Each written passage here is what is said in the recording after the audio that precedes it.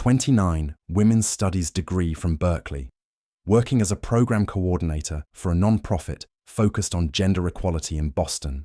I tell people I'm basically fighting to dismantle outdated patriarchal expectations that trap women in unpaid caregiving roles, breaking cycles of female exploitation. One advocacy campaign at a time. Morning ritual always the same. Grab my fair trade coffee in a mug that reads "Smash gender roles" before checking emails from other women's rights organizations. Roll my eyes at whatever traditional family obligations my older relatives keep trying to guilt me about through passive-aggressive text messages. Coffee in hand, logo facing out so everyone at the community center sees I'm the type who puts principles before family pressure. Program director from Outreach sees it, nods approvingly, says, "Love the message." I grin, sip like it's proof I'm living authentically. Launch into my morning philosophy, loud enough for volunteers to hear. Women have spent centuries sacrificing careers for family duty. If we want equality, we have to refuse to be unpaid caregivers. Behind us, the bulletin board displays flyers about women's economic empowerment and breaking free from traditional gender expectations. The biggest headline reads, "Your career matters more than their comfort," in bold purple font. I gesture at it with my mug, straighten my shoulders.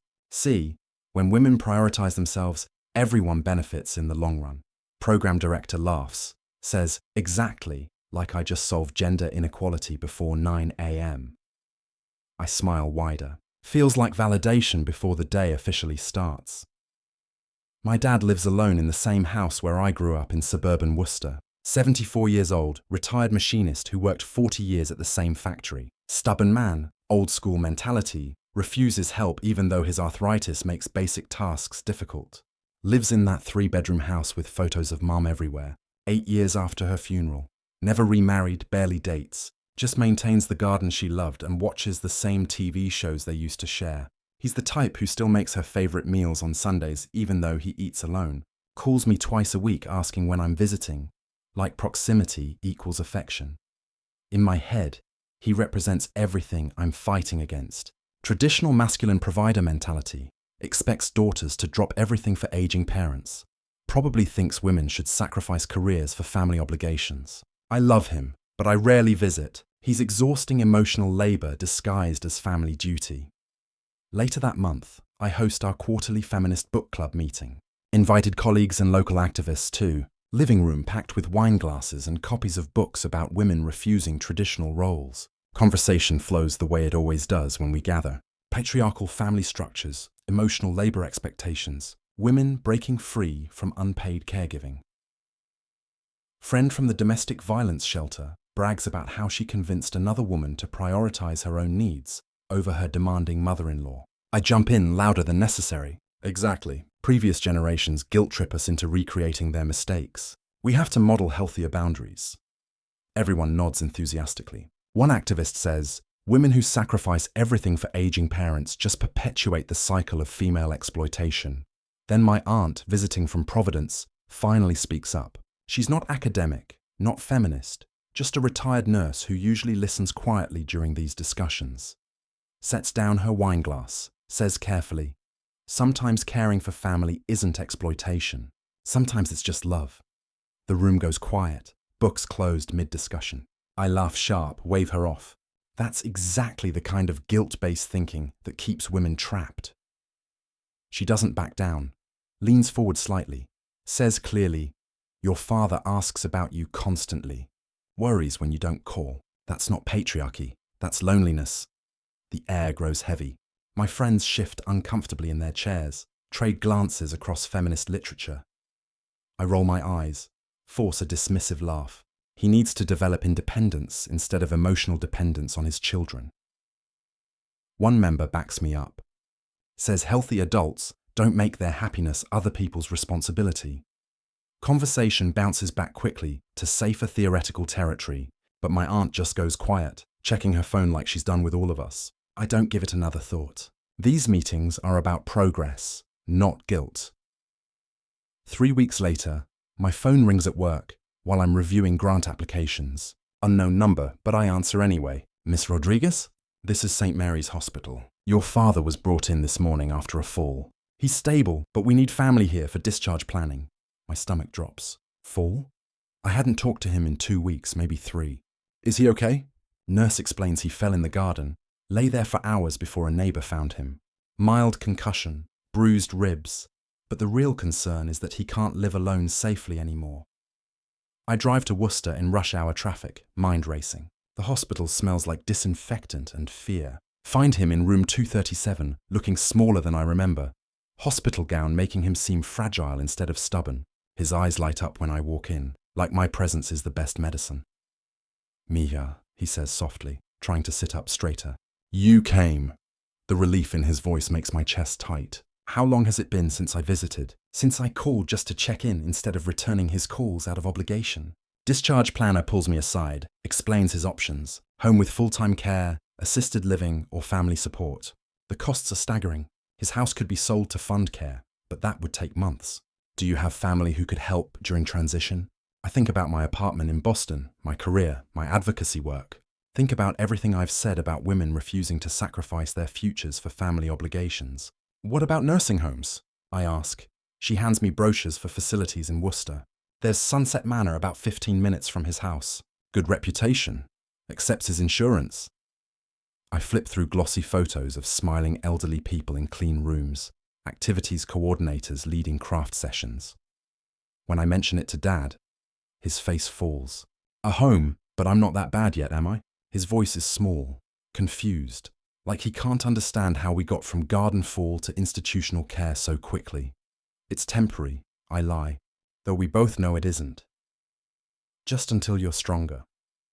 But looking at the brochures, reading about memory care and end-of-life services, temporary feels like denial. 2 weeks later, I help him pack. 40 years in this house reduced to 1 suitcase and a few photo albums. He keeps picking up items.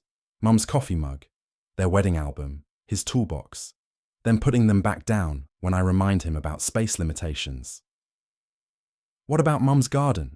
He asks, staring out the kitchen window at roses she planted 20 years ago. Who's going to take care of it? I don't have an answer. The house will be sold eventually, garden paved over for new owners with different priorities. Sunset Manor is exactly like the brochures. Clean, efficient, professionally cheerful. Staff members smile bright, call him Mr. Rodriguez with practiced warmth. His room has a bed, dresser, small TV, and window overlooking the parking lot instead of Mum's roses. During intake, they ask about family involvement. His daughter will visit regularly, the social worker notes, pen poised over paperwork.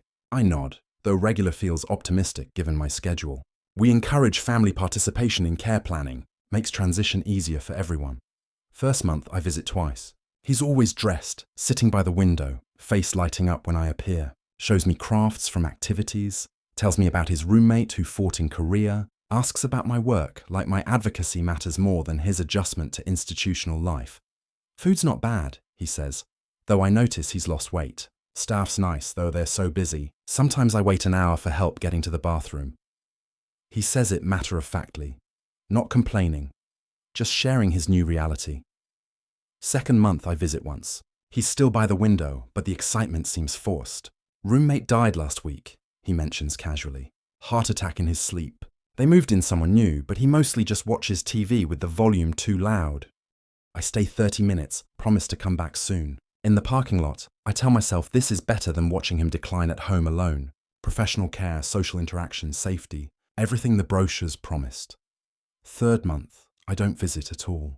Work gets busy. Advocacy projects demand attention, and nursing home visits feel heavy, depressing. He calls twice, but I'm in meetings. Text him instead. Sorry, crazy week. Will visit soon. Fourth month, my aunt calls. When's the last time you saw your father? Her voice is sharp, accusatory. I visited yesterday. He's lost 30 pounds. Keeps asking if you're okay. Worried something happened to you. Guilt hits like a physical weight. I've been busy with work, important projects. Even as I say it, the words sound hollow. He's getting professional care. That's what matters. Professional care isn't family, Elena. He's dying of loneliness in there. Her words sting because they might be true. The staff says he talks about you constantly, shows everyone your picture, brags about your education. That weekend, I finally visit, 6 weeks since last time. He's noticeably thinner, eyes dimmer, but still sits by the window like he's been waiting. Mia! Same enthusiasm, but weaker now, like hope is becoming harder to sustain. Sorry I haven't been around. Work's been crazy.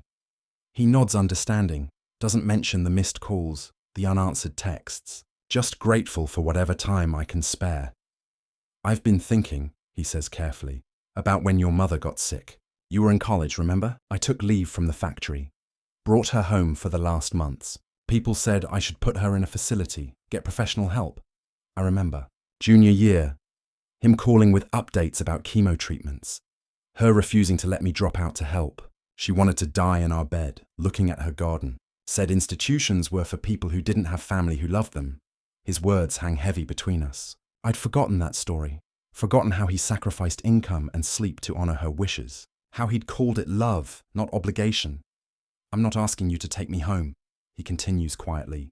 I know you have important work, important life. Just wondering if this is how it has to end. If professional care is better than family care, even when family care is possible.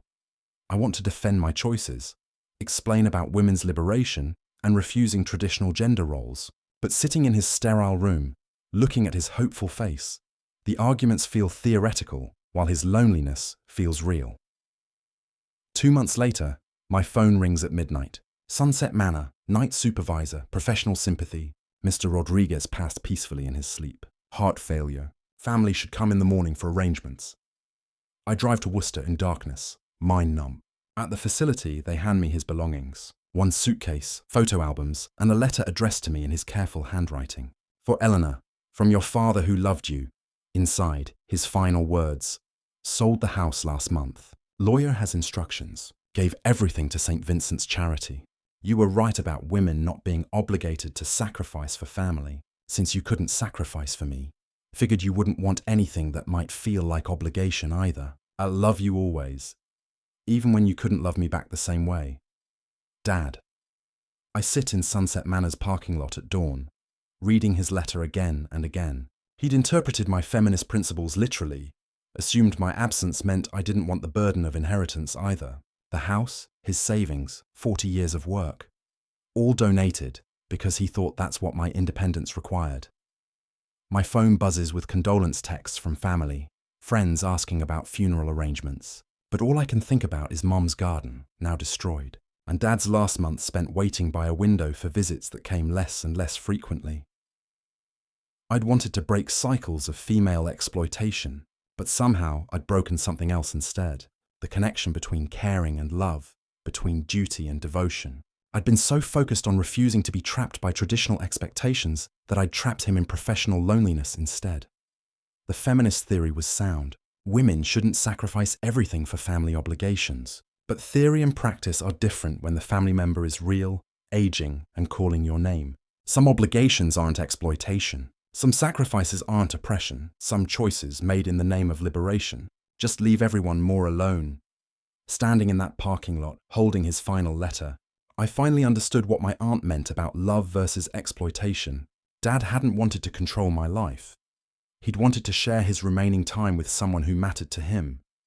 And I'd given him professional care instead of presence, theory instead of tenderness, principles instead of the one thing he'd actually needed, his daughter, choosing to show up. The inheritance was gone, but the real loss was bigger than money. It was time I could never get back. Conversations we'd never have. Love I'd been too righteous to offer when it could still matter. Some prices are too high to pay, even for liberation. Even when you're absolutely certain you're right.